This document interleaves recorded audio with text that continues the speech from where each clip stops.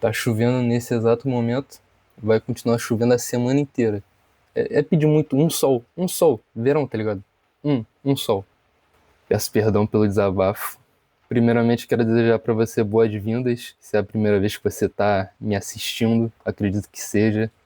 Seja bem-vindo a esse recém-nascido canal. É apenas o segundo vídeo.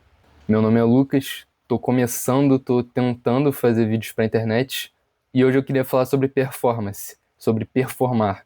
Mas, sobretudo, sobre o que o conceito de performance se tornou hoje. Hoje nós estamos vivendo um cenário onde a performance se tornou uma das coisas mais relevantes quando o assunto é o nosso valor como pessoa. Hoje alguém vai te valorizar mais pelo que você faz, pelo que você tem a oferecer, do que pelo que você é em si, pela sua essência, pelos seus valores. Só que ao mesmo tempo que a gente tem uma grande exaltação aos resultados, o que entendemos hoje como performance foi muito deturpado pelas redes sociais. Eu não tô querendo dizer que você se esforçar é ruim, pelo contrário. Eu acho que quanto mais foco, mais esforço você pôr nos seus objetivos, mais resultados positivos você vai colher consequentemente. Só que performance hoje não é simplesmente você se dedicar às suas metas. Agora é você performar como um indivíduo. É a percepção que as pessoas têm de você. É como se estivesse sendo constantemente travada uma guerra de status e ego em silêncio. A gente não faz mais as coisas pensando no que faz sentido para nós e para os nossos objetivos. A gente faz pensando no que o outro vai achar, se aquilo é ou não passível de admiração. A gente enche nossa rotina com um monte de tarefas apenas para mostrar que a gente não está parado. A gente não avalia mais se algo está sendo realmente útil, mas sim se o story que eu postar fazendo essa coisa vai passar uma estética, um lifestyle de dedicação. E é muitas vezes esse comportamento que prejudica nossos resultados reais. Se ao invés de lotar nossa agenda com um monte de metas, a gente usar esse tempo com objetivos que são realmente necessários, sem se preocupar se o outro vai estar vendo ou não, talvez seja mais fácil a gente ter sucesso com o que a gente quer. Já parou para pensar se a maioria das coisas que você procura são de fato para sua própria realização e não na dos outros sobre você? Por muito tempo, eu foquei meus objetivos me baseando no julgamento dos outros. E nesse caminho a gente cada vez mais se perde de si mesmo. Nós nos transformamos numa vitrine para que o outro olhe e determine se temos ou não valor. A gente busca validação e se molda para isso. Se minha personalidade não agrada, então eu me torno alguém que eu não sou para ser benquisto. Se meus gostos não são admirados, eu mudo eles para me sentir pertencente nesse meio. E se eu errar, eu torno isso uma condenação fatal. Afinal, eu tenho que ter uma aparente perfeição em tudo. No fundo, isso tudo revela uma depreciação do nosso valor próprio. Nós não nos sentimos merecedores de admiração e passamos a buscar incansavelmente essa validação no próximo. A gente se autodeclara insuficiente e com o tempo escondemos cada vez mais a nossa identidade para viver através de uma máscara social. Eu nunca fui livre na minha vida inteira. Por dentro eu sempre me persegui. Eu me tornei intolerável para mim mesmo. Vivo numa dualidade dilacerante. Eu tenho uma aparente liberdade, mas estou presa dentro de mim. Um sopro de vida. Isso aqui é ouro, tá? Se tu não leu isso aqui ainda, Clarice Lispector, pô, tá perdendo o mundo. Será que nesse processo de performar para os outros, não nos tornamos perseguidores de nós mesmos? Será que não prendemos quem somos no fundo do nosso ser e não passamos a assumir uma falsa personalidade? Quando esquecemos quem somos, nós abrimos margens para que o outro determine quem a gente é. E é a partir daí que a gente deixa de ser visto como indivíduo independente e passa a ser visto como produto.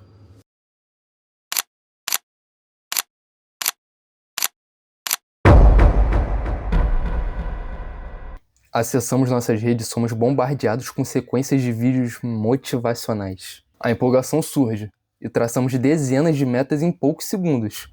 Mas quando a gente vai pôr em prática, o resultado que a gente vê constantemente na publicação dos outros não reflete na nossa vida. e aí a gente desanima. As incontáveis metas que criamos mal saem do papel e já jogamos tudo pra cima. E por fim voltamos a passar horas consumindo sequências de vídeos motivacionais, em um ciclo de empolgação e decepção. Nós nos comparamos com milhares de pessoas que acompanhamos nas redes sociais. A gente vê a rotina perfeita dessas pessoas enquanto a nossa tá uma bagunça. Nós idealizamos conseguir seguir suas dietas regradas, suas horas de leitura diárias, seus estudos ininterruptos, cobrando de nós mesmos a mesma performance, mesmo que talvez não tenhamos a mesma realidade dessas pessoas. À medida que vemos só o lado bom e produtivo da vida dos outros, já que dificilmente alguém vai postar quando está procrastinando ou quando descumpre com alguma tarefa do dia, somos levados a crer que estamos atrasados em relação a todo mundo. E é aí que as redes sociais vão nos oferecer de bandeja uma infinidade de picos motivacionais, que vão reter nossa atenção por bastante tempo. Com essas inúmeras influências na internet, tentamos copiar o hábito das pessoas que acreditamos ter um estilo de vida ideal. Buscamos ler os livros que elas leem, estudar o que elas estudam. Enquanto isso, novas tendências e lifestyles são rapidamente alternadas. O que antes era o hábito que estava todo mundo praticando nas redes sociais, agora já foi substituído por um outro, que daqui a pouco também vai ser substituído por algum novo hábito. E tudo que consegue nos influenciar acaba que, querendo ou não, também se transforma em parte daquilo do que a gente é. E é aí que está o problema. Quando tudo se transforma em tendência e rapidamente também deixa de ser, e ao mesmo tempo nós tentamos acompanhar esse fluxo, a nossa identidade se perde no processo. Acaba que em meio a isso, nós não sabemos quem somos mais. Quando tudo vira uma questão de performance, perdemos os gostos pelos nossos próprios hábitos. O que antes era uma leitura que trazia tranquilidade, agora é uma corrida para saber quantos livros eu consigo ler num mês. Esportes que antes eram hobbies, agora se tornam disputas estressantes que nos desmotivam a seguir nessas práticas. Até as relações se tornam performáticas.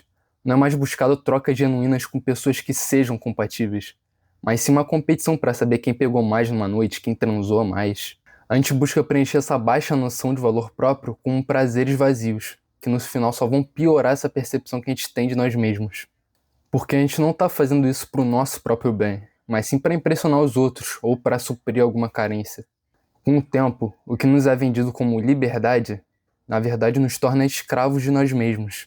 A gente se torna refém do prazer, da libertinagem, da opinião dos outros, da rotina que nós mesmos criamos. Nos afundamos cada vez mais em vícios para se sentir parte de um grupo.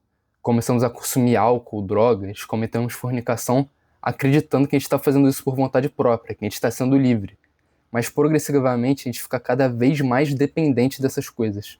Isso torna muito mais simples influenciar e reter a atenção de alguém que já está perdido em si mesmo. É aí que nos tornamos produtos. Outro problema dessa ideia deturpada de performance é que os hábitos se tornam ídolos da nossa vida. A gente cria uma devoção tão grande a essas metas que a gente chega ao ponto de colocá-las à frente de tudo. Botamos à frente da nossa própria identidade, damos mais importância para certas atividades do que damos para Deus até. E isso nos afasta dele. Mateus 6,33 adverte que primeiro devemos buscar a Deus e o resto será acrescentado. Quantas dessas incontáveis metas que criamos e nos devotamos, nós procuramos a Deus primeiro antes de procurá-las? Quantos desses planos nós estamos botando à frente dos planos de Deus para nossas vidas? E se ao invés de criarmos milhares de metas, que no final não vamos fazer nem metade de fato, nós não procuramos entender qual delas realmente faz sentido para nós e para o caminho que Deus tem guiado a gente? Talvez assim não acumulássemos tanta frustração nesse processo. Uma obra que ilustra muito bem essa devoção pela performance é O Grande Gatsby. Tanto o livro quanto o filme mostram essa idolatria pelo luxo e pelo prazer, e como isso vai trazer consequências para a vida dos personagens. Ao decorrer da trama, a gente acompanha pela visão de Nick, o personagem principal, a vida rodeada de festas do seu vizinho Jay Gatsby, que usa da sua fortuna para tentar reconquistar uma antiga paixão da sua juventude. Nick, que a princípio era um homem simples, agora se vê dentro dessa vida luxuosa da elite americana. Enquanto Gatsby se prende ao glamour da riqueza para conquistar a aprovação, Nick percebe o vazio que rodeava essas pessoas e entende os perigos de uma vida devota à ostentação e à validação. No final, vemos Nick seguindo um caminho fora desse ciclo de prazeres sem sentido, sem buscar a aceitação das outras pessoas. Já Gatsby, por não abrir a mão dessas coisas, acaba não tendo um destino tão favorável como o de Nick. Será que estamos sendo mais como Gatsby no nosso cotidiano do que como Nick?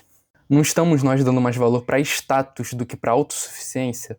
Jogada a reflexão, vocês que lidem com isso aí agora.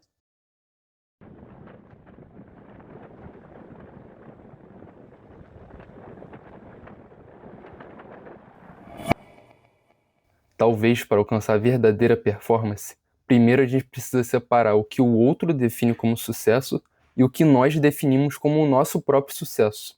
Não é porque alguém corre uma maratona que o seu esforço só vai ter valor se você também correr uma maratona. Seu foco deve estar concentrado no seu próprio resultado. Depois de você conseguir correr 10 minutos, aí você tenta buscar 15, 20. Quem sabe um dia você também vai conseguir correr uma maratona. Só que no seu próprio ritmo, não dos outros, no seu próprio processo. Só porque algo é o objetivo dos outros, não necessariamente precisa ser o seu.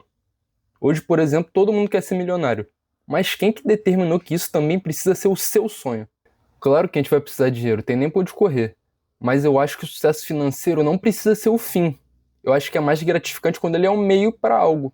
Às vezes seu sonho é viajar ao mundo, formar uma família, ajudar os outros, viver de algo que você ama. Para tudo isso o dinheiro vai ser necessário, mas ele é só um requisito para isso, e não o objetivo em si. Quando a gente entende os objetivos que realmente fazem sentido para nós, fica muito mais prazeroso o processo até alcançar, porque você está fazendo isso por si mesmo e não pelo aplauso dos outros. A gente tem mais energia, mais vontade, mais brio para correr atrás dessas metas. E acaba que nesse caminho a gente tem uma conquista muito maior do que o objetivo em si, que é a de conhecer a nós mesmos.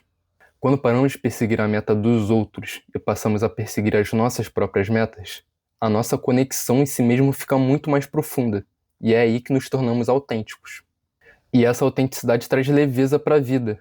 Não há mais aquela necessidade de aprovação dos outros. Se está fazendo sentido para a gente, já é o bastante. E também paramos de olhar para o outro, buscando valor no que essa pessoa pode oferecer para a gente, em como ela pode performar. Passamos a buscar conexões genuínas, entendendo as pessoas baseadas na essência delas, e não na essência que queremos que ela tenha. Antes procurávamos preencher uma checklist imaginária que acreditávamos determinar se uma pessoa cabe ou não de entrar na nossa vida.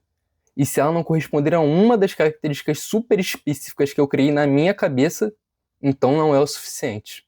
Ela precisa falar comigo dessa forma, ter esse humor, agir dessa forma, ter essa aparência. Se essa pessoa não seguir à risca o ideal de companhia que eu criei, a performance que eu espero que ela desempenhe, então adeus. Quando a gente aprende a se respeitar, aprendemos também a respeitar e valorizar as individualidades dos outros, nos tornando assim companhia melhores para quem está do nosso lado e para nós mesmos. Talvez a chave para a performance não seja ser perfeito em tudo aquilo que nos propomos a fazer, a desempenhar com excelência tudo aquilo que é dito pelos outros como necessário. Talvez o segredo seja ser perfeito em sermos nós mesmos, com nossas falhas, nossas particularidades, nossos limites, nossa força. Se for para performar, antes de tudo que eu performe em ser eu. Antes de querer agradar alguém, que eu agrade a mim primeiro. Ao invés de eu querer demonstrar ser alguém de valor para os outros, que eu reconheça plenamente o meu valor antes. E claro que isso não é um processo fácil, mas quem disse que precisa ser fácil? Quanto mais atravessarmos essas barreiras que nos prendem, a insegurança, o medo, as tentações, o ego, mais vamos ser suficientes por si só. Nós vamos achar nosso caminho. Se a gente voltar nossos olhos para Cristo, buscando agradar a Ele e não aos outros, com o tempo as coisas vão se encaixar. Eu acredito na mudança de Deus na minha vida e na sua, e que os nossos esforços em melhorar vão trazer resultados. Então, antes de tudo, precisamos nos manter firmes. O mundo vai tentar seduzir a gente, vai tentar nos rebaixar, mas a gente vai conseguir escapar dessas armadilhas. No mundo nós vamos sofrer, mas que mesmo assim temos coragem, porque Ele venceu o mundo e nos deu a oportunidade para vencer também.